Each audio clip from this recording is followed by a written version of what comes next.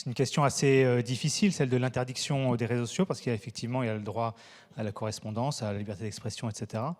Et puis parce qu'interdire, c'est parce que, quand on vient là, c'est qu'il y a en fait un constat d'échec. Et quand on écoute les oratrices et les orateurs, tout le monde a bien en tête que la toxicité des réseaux sociaux, elle vient des algorithmes et elle est toxique pour tout le monde.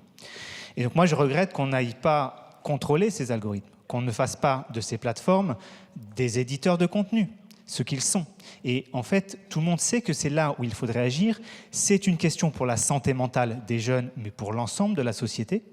Et c'est aussi, je l'ajoute, une question pour la santé mentale, la santé de la démocratie, pour la sincérité du débat public.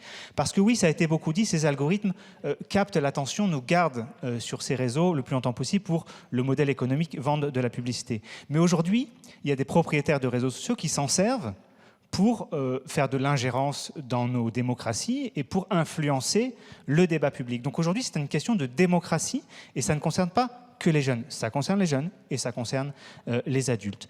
Donc je pense qu'il faut aller beaucoup plus loin que cette interdiction. Moi, à défaut d'aller plus loin, je serais favorable à l'interdiction.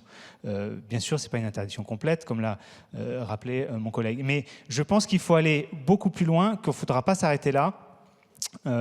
Et que, en réalité, voilà, l'interdiction n'est pas une solution de long terme. L'idéal, ce serait de lever cette interdiction le jour où on a le contrôle des algorithmes. Je vous remercie.